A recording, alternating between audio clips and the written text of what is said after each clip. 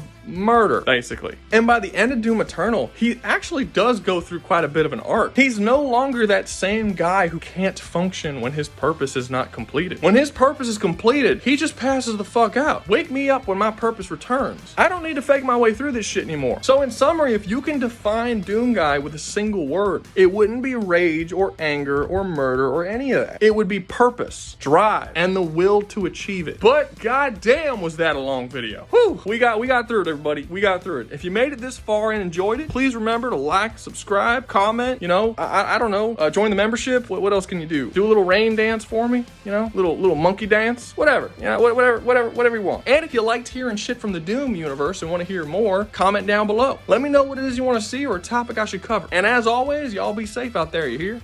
Subject analysis of Doomslayer, January 24th, 2163. There is no chance that the subject is a demon. He is male with a genome that makes him very much a member of the human race.